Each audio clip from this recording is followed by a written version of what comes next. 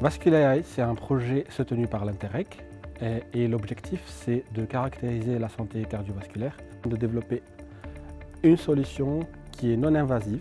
C'est une sorte de bracelet électronique et qui va permettre de calculer tous ces paramètres avec précision. On va utiliser également une caméra thermique, plus le cœur du projet, c'est l'intelligence artificielle, donc prendre toutes les données qu'on va capturer et on va les analyser avec l'intelligence artificielle. On va donc essayer de dépister ces maladies cardiovasculaires et on va intégrer à la fois des équipes expertes en intelligence artificielle, d'autres équipes expertes en ingénierie médicale pour développer de nouveaux outils et des collègues, des partenaires comme au CHU de Valenciennes. Si on arrive à faire ces mesures de flux, ce ne sera pas une première en Europe, ce sera une première mondiale. Dans le projet, bien entendu, le CHU représente tous les patients qui souffrent de maladies cardiovasculaires et que l'on doit voir le plus tôt possible. Bien sûr, si on avait un device qui est facile à utiliser, qu'on peut le donner chez le pharmacien, chez le médecin généraliste, chez les cardiologues, qui peut voir, voilà, c'est un patient qui a un risque de développer ça. L'Interreg, il est là pour nous aider dans ce contexte-là.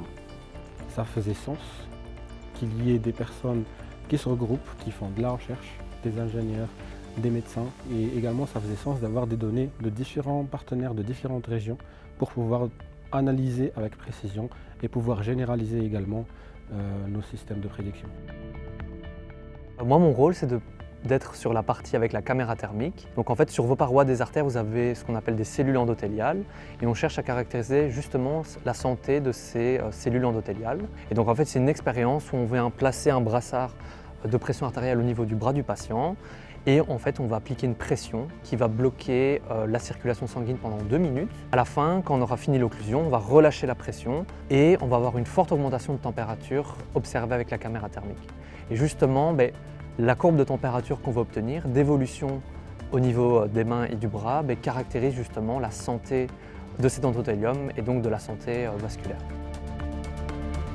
Avant d'intégrer mon doctorat, j'ai obtenu un diplôme d'ingénieur en électronique des systèmes embarqués à l'INSA Hauts-de-France. J'avais besoin de travailler sur des thématiques, sur des projets qui avaient un sens pour la société. Le bracelet électronique, après avoir acquis la donnée, les données en fait essentielles, va transmettre ces données-là en fait du bracelet sur une station spécifique, donc un ordinateur, ou on peut imaginer un téléphone portable, une tablette ou autre. Et en fait, la partie intelligence artificielle va se lier à cette partie électronique sur l'analyse de ce qui a été transmis. Binnen de Universiteit Gent hebben we ECG in code gemaakt en dat is eigenlijk een oplossing om efficiënt van het ruwe ECG-signaal een informatieve representatie te maken in een latente ruimte. Traditioneel gebeurt dat in een heel complexe manier, dat heel veel rekenkracht vraagt, maar bij ons was de focus om dat zo computationeel efficiënt mogelijk te maken, dusdanig dat we dat kunnen uitvoeren op devices zoals wearables en ja, dat we niet allemaal met een gigantische grafische kaart aan onze arm moeten lopen, dat dus computationeel efficiënt kan gebeuren.